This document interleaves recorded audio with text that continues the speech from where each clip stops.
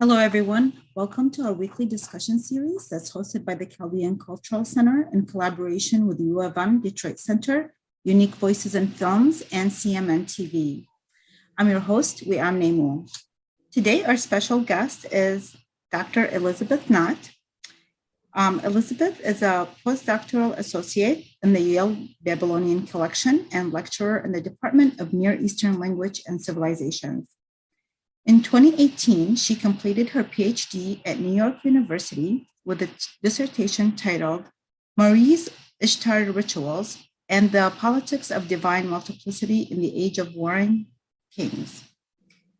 Trained as a philologist and art historian, she uses multiple categories of evidence in her research, focusing especially on the ways in which gods, kings, and peoples were represented in ancient Iraq and Syria. At the Yale Babylonian Collection, she is managing a digitization project that aims to photograph and document over 4,000 cylinder and stamp seals in the collection. Her goal is to use advanced documentation techniques to further explore the carving and imagery of these miniature objects. Welcome, Elizabeth. Thanks for joining us today. Thank you so much, Wiam. I'm delighted to be here with you. I'm so happy that we were able to meet in person late last year in December when you were passing by in Michigan. That's, over time, because of some reproductions that the Chaldean Cultural Center is purchasing for our museum, we have learned so much about the Babylonian collection. And what we would like to know is, when was the Yale Babylonian Collection founded, and what does it mostly comprise of? Yeah, great. Well, the Yale Babylonian Collection here in New Haven was founded in the fall of 1911 by Albert T. Clay, who was an Assyriologist at Yale and a professor. Over time, the collection has grown so that today we have about 40,000 objects or more, which is pretty incredible, right? I think the collection has always been primarily a sort of resource reference for students and scholars. But what's really interesting about the collection today is that it's opening up to the public in new and important ways. And that's happening under the leadership of the associate curator, Agneta Lassen, and in conjunction with the other postdoctoral associate, Klaus Wagensanner. So it's an exciting time to be part of this sort of hidden collection that has a bunch of treasures from the ancient world. Yeah, I visited the website and there's just like endless material to view. So it'll take us a lifetime, but that's okay. It's really worth it. So what are some of the highlights of the Babylonian collection? Yeah, it's very hard to describe what the highlights are. It's like 40,000 objects, right? I haven't even seen them all. I've been here for 2 years and I haven't even seen them all. But I would say we primarily have two types of objects. The first is clay tablets, which are small, and I have one right here, small clay objects that are inscribed with cuneiform writing. And those come from ancient Mesopotamia. They date anywhere from, let's say, about 4000 BCE to 200 BC. And this is the primary bulk of the objects in our collection. This is sort of like the equivalent of ancient letters, administrative documents, all of these types of things. So that's the bulk of the collection. The other thing that we have in the collection are seals. And we have cylinder and stamp seals. I have a cylinder seal here, if you can see it. It's a tiny little stone engraved with imagery, and it acted like a stamp. So you would press it down and push and roll, and you're left with an impression, just very similar to the way that we use stamps today. And these were administrative tools that were owned by specific individuals. We have about 4,000 of those. When it comes to highlights, then, if that's the bulk of our collection, then highlights, I think the one thing that I first knew about Yale's Babylonian collection was that the collection has one of the earliest tablets recording the famous Gilgamesh epic throughout the world. So this is the Akkadian Gilgamesh epic. It appears to have been compiled or begun to be composed sometime around let's say 2000, 1800 BCE. And Yale has one of these earliest tablets, and it only tells part of the story because the full story could last for 12 big tablets. But the part of the story that the tablet here tells is when Gilgamesh and his friend Enkidu are planning to go to the cedar forest, and Gilgamesh is having a lot of bad dreams, and his buddy and friend Enkidu is sort of encouraging him along in the adventure. So that's one of the highlights. So so there's how many tablets from the Gilgamesh? There's 12. 12, yep. You have all of them? We do not have all of them. So what we know about the Gilgamesh epic is that by, let's say, 800 BCE, there was a 12 tablet long text. So you can think of this as like a multi-volume work or something, right? And earlier than that, it seems like they were still in the process of developing and forming the story. So it's not clear around like 1,000 years earlier how many tablets were there, but we know that there were multiple tablets, and we have one of those tablets. Okay, you have one of those tablets. Okay. And so with regards to the other tablets, for the 40,000 that you have, are they all translated and already, like, I know they're not all digitized, but are they at least all translated or not yet? Is that like a process? Yeah, that's a process that's been happening for the past century, and is continuing to happen. You know, when we're looking at the tablets, there's sort of two different ways that we can work on them. One is to get photographs of those tablets and to publish those photographs online so that everyone has access to those tablets. And that's the digitization project that we're working on right now, and that's being led by Klaus Wagensonner. The other thing that we can do is we can translate them and then publish the translations. And that's some of the work that was done sort of early on, was especially focusing on translating some of the texts and getting them out in publications. A bunch of those early publications are on the webpage of the Yale Babylonian Collection. Yes. But what we're really working on now is getting those photographs so that everyone can see them, and anyone who can read cuneiform can then go and translate the text themselves. That's awesome. So there's this a cylinder that you guys had mentioned from the early Neo-Babylonian period that I don't know if I have this accurately or not. I don't know if it mentions the word Chaldean or it was mentions somebody who was Chaldean. Can you describe that tablet? Sure. So this is a cylinder-shaped tablet. So it's got this kind of barrel-like look to it. We have several of those kind of shapes of texts in our collection. And it's a tablet that was written on behalf of a ruler. And the text describes how a particular king moved a tomb of an individual from one location to another. And it seems like he's moving this tomb back closer to the deceased individual's family. Now, this deceased individual, his name is, and I'm looking at my notes, is Shamash Ibni. And he is from the tribe that is known as the Beit Dakuri. And the Beit Dakuri is one of the Chaldean tribes. So it seems like he was an important Chaldean chieftain whose tomb had been originally located further north. And this king is mentioning that he's making sure his tomb is returned south towards his people. And we think the king probably did this because he knew it was an important tribe and he wanted to be in their good graces. Okay, can you, I don't know if you mentioned it, like I was so busy like listening to the story, but did you mention the date on that tablet? Sure, so this was, as you said, Neo-Babylonian period. So this is going to be more around like 500 BC. Around 500 BC, okay, thank you. And so you are teaching a graduate seminar on the ancient city of Mari, is that okay? And it's old Babylonian period archives. So what are those archives?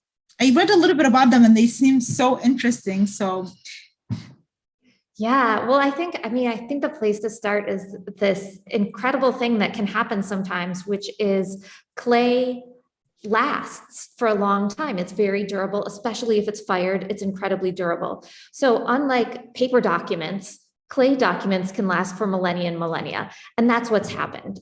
And in certain cases, when archaeologists go and excavate particular cities, they find like a library or an archive of documents.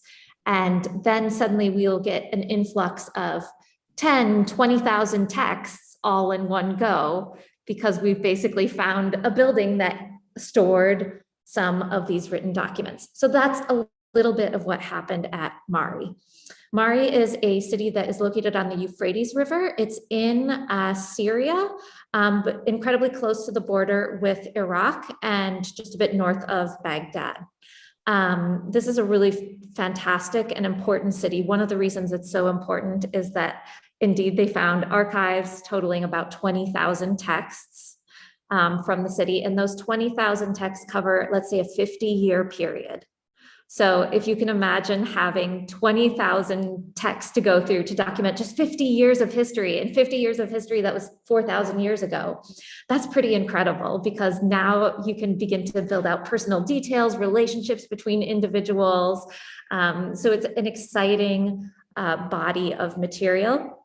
I will also say that Mari is exciting because it also, these archives were found in a royal palace, and the preservation of this palace shows that it was an enormous monument, incredibly important, probably 2 stories tall with 200 rooms or something like this. So there's archaeological importance to the site. And then for people who study text, there's these 20,000 texts. I brought with me a recent publication of a bunch of the texts. That is called From the Mari Archives. This is by Jack Sasson. And Jack Sasson is one of the foremost scholars of the Mari texts. And he also just loves any letter that has a little bit of drama to it.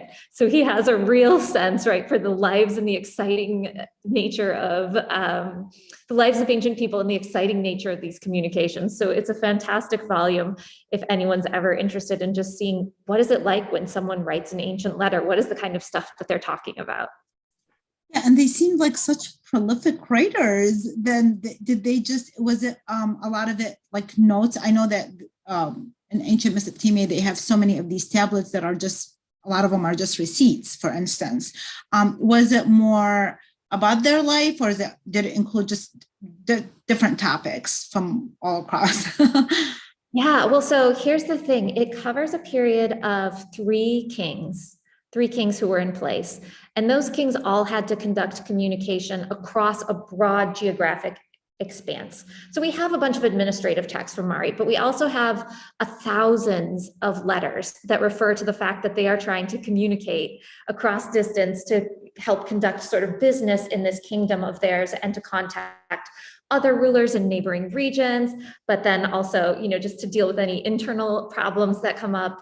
Probably one of the more exciting stories from this, just as an example, is we have a ruler named Samsi Adu who had 2 sons, and he ruled this enormous kingdom. So he put his 2 sons on the thrones of individual cities. The older one on a city in the east, and the younger one at Mari. And it seems like this younger son at Mari, Yasma Adu, really struggled to get a hold of what it was like to rule. So we have these letters from his dad basically admonishing him, saying like, you need to do a better job. Why can't you be more like your brother? Like, come on, pull it together. You made a horrible decision doing this or a horrible decision doing that. So you really get the flavor of. This sounds like a modern day family, right? Yeah, you could write a soap opera around the Mari kings and their families and everything that's going on. You have some letters from princesses who are complaining about various ways that they've been treated. You could really have a full narrative TV special on the Mari kings from these letters. And, interestingly, this is the first time that I had heard of them is by researching the kind of work that you do. It's some of these things, sometimes we discover the things that are more commonly distributed and talked about, but this is like something that's so special, like a little treasure that sometimes people are not aware of. And I was wondering that, as given your studies and your research, how was that period, related to the gods and the kings and the people. So it seems like during that time, it was also mostly male rulers at that time. Were there any, because I know prior to that, there was sometimes different rulers and different genders involved. And how was it during that period, that particular period? Yeah. Generally, what we see, and this is kind of true throughout Mesopotamian history, is we see kings, male rulers. However, we often see sort of power behind the throne in the form of queens. And that is sometimes because queens would sort of help guide their young sons when they first came into power, or because while the kings had to travel, the queens were at home, and so they knew what was going on the home front. So queens were incredibly powerful contributors to the political situation. But what we usually have is male rulers. At Mari, we do have letters from queens. One king seems to have had a queen who was very much in charge of the palace while he was gone, and she would write him things saying like, everything with the palace is okay, don't worry. So it's clear that there was a real collaboration between kings and queens. It's just that the majority of our records are going to say, the king is the ruler and here's the king's actions. Okay. What insights do these remain offer of the nature of religion in Mesopotamian history? Yeah, religion in Mesopotamian history is so incredibly complex and fascinating. I mean, we're talking about, 4,000 years of religious history. If we think about trying to summarize our own religious history over 4,000 years, that would be pretty hard to do. So the same is true for Mesopotamia. But what happens is that we have, as I said, a bunch of administrative documents from Mari. And those administrative documents tell us that they were constantly making offerings to the gods. So Mesopotamia is a polytheistic religion. They pay attention to multiple gods. And at Mari, you get again that sense of sort of the local chaos and excitement of all the deities that are around that need to be taken care of. And so we'll have short little lists saying, oh, you have to offer like bread and oil to this deity on such and such a date.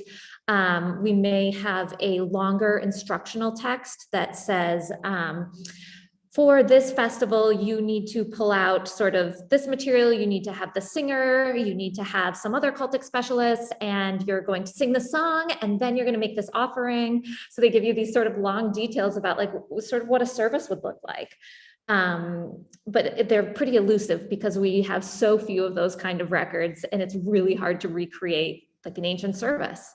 But then we also have things like letters where rulers are mentioning individual deities. So the deities aren't this sort of separate domain of life. They're really intertwined into the daily lives of people and of rulers and of politics.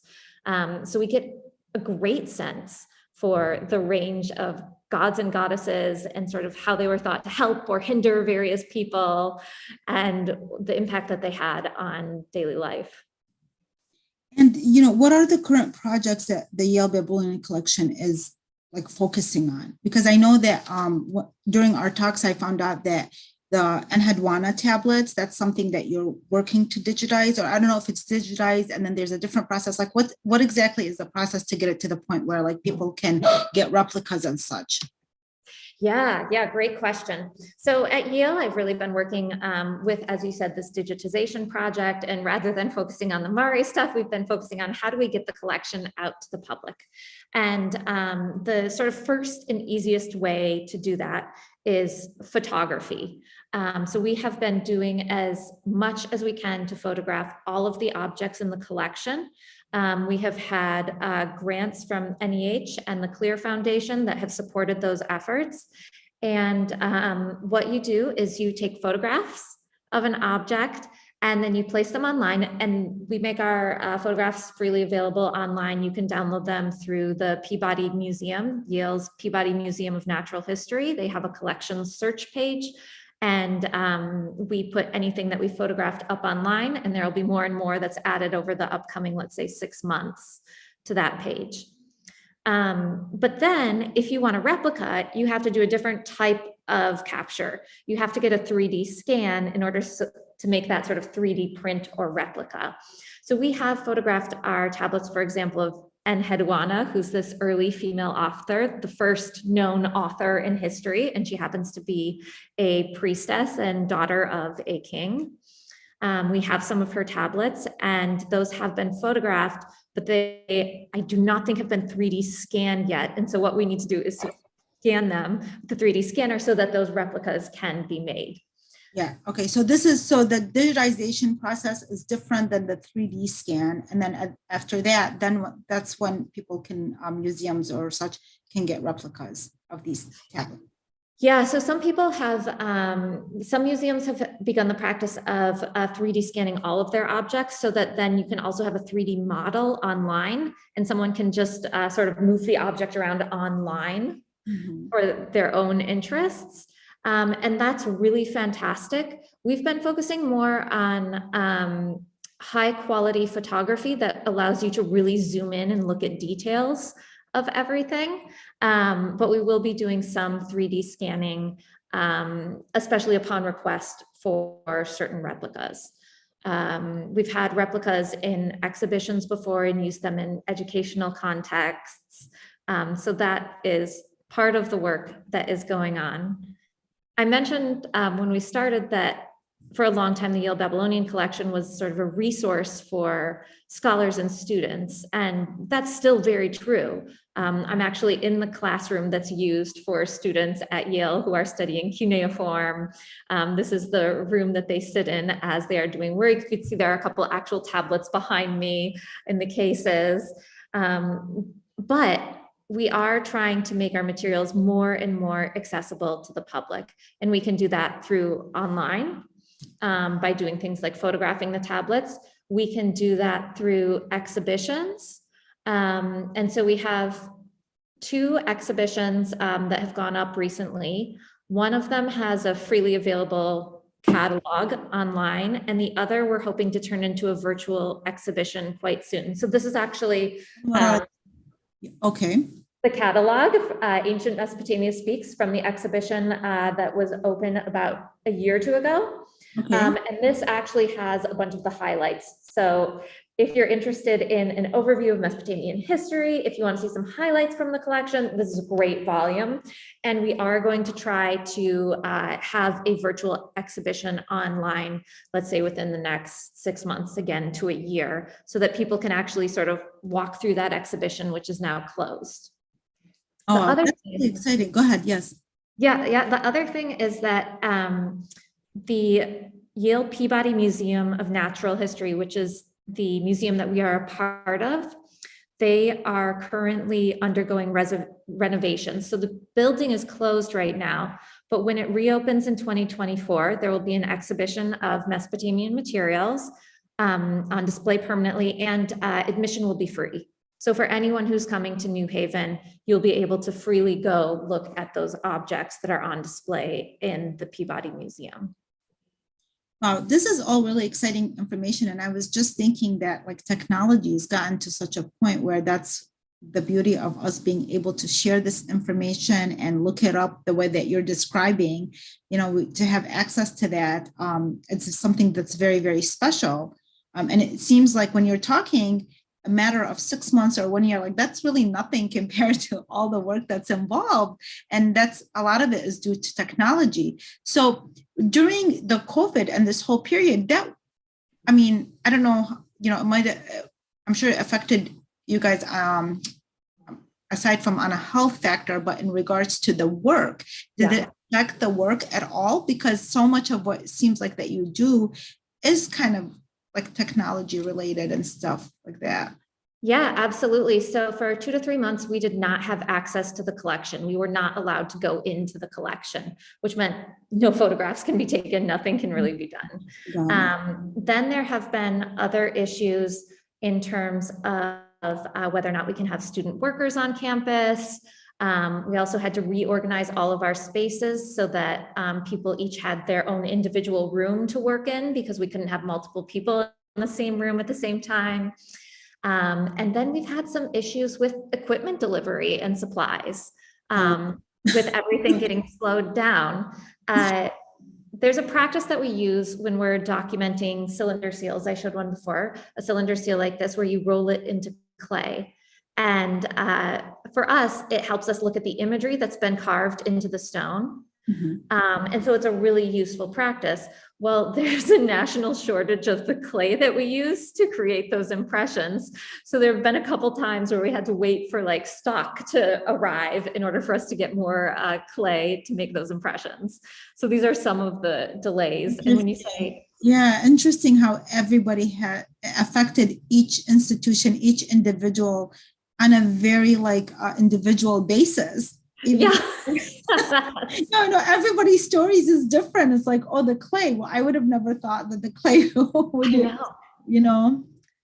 yeah, but you guys are still doing really amazing work. And just were wondering, like, is any of this work sometimes associated, or is there any work that happens with Iraq and the archaeologists that are working there right now? Is there any kind of work that is involved with that or no? I wouldn't say there's work that's directly involved, but there's several ways that we try to maintain contacts outside the bounds of Yale University, right? And as I said, one of those is through making objects available online and having now exhibitions that are freely open to the public. But we've also been doing a number of different things to try to open ourselves up to a broader audience. So we have Instagram and Facebook pages where we post a lot of information and try to share stories about what's going on in the collection. We try to give some behind the scenes looks. We had a special focus once on the conservator who works with us and some of the work she's done to restore objects. So we're trying to give our audiences these behind the scene looks. We also do accept research scholars. So researchers from Iraq could, in theory, come and do research on the collection. Of course, with the pandemic, that's a near impossibility right now, but it's something that we do support, and we do traditionally host many, many researchers throughout the year. Then we have also been in conversation with several individuals and institutions throughout the Middle East, trying to begin to develop partnerships to work together on the interpretation and presentation of these ancient objects. So our goal is, to serve our audiences and to help develop those audiences. There isn't work that we are participating right now, sort of on the ground in Iraq or Syria or any other country in the Middle East, but we're very interested in opening ourselves up to those conversations and trying to develop partnerships. So that's great. I mean, regarding COVID, that was also limited how, people can travel and things like that, but then you would be probably changing it back to how you were operating before COVID with regard to Iraqi scholars and people being able to travel in and stuff like that. So I really love all this information, obviously, since we work at the Chaldean Cultural Center, and there's where right now we have an event that is coming up in April that kind of focuses on food and Mesopotamian and Iraqi food. And there was a couple of recipes that we're going to be creating replicas of. And this is when we learned, we actually saw articles of those. That's how we were introduced. So you really do a great job with publishing materials, notifying people. And we've been also following you on Instagram, and we love that, how you used the tablets in a very creative way to create like a new a cooking in the kitchen, but you make it so much fun. And this is all important. This is what like social media allows us to do. So yeah, this is how we learned about some of the things that you guys are involved in. And I'm looking forward to more of the things, including the Enhadwana digitization and the 3Ds of Enhadwana, because it gave us ideas to do in the future, like presentations or events kind of tailored around a particular like International Women's Day, or, certain things that relate to some of the historical things that happen in ancient Iraq and ancient Mesopotamia. So you guys are doing really amazing work. I really appreciate it. We all appreciate it. And we look forward to continuing to see what is going to come out of those 40,000 tablets that you're going down the line to post up there. But I really appreciate all your work. And, I don't know if you have any last words for our audience that you want to share, or. I would just say that, yeah, go ahead. no, please. Well, I was going to say, I think like sometimes we had this discussion before that sometimes it feels like that world it's disconnected, or is just it's just placed in history books and in certain, like in the Bible or certain areas, or in academia. But it's an area that's very relevant, and it's a civilization that's very relevant to the world.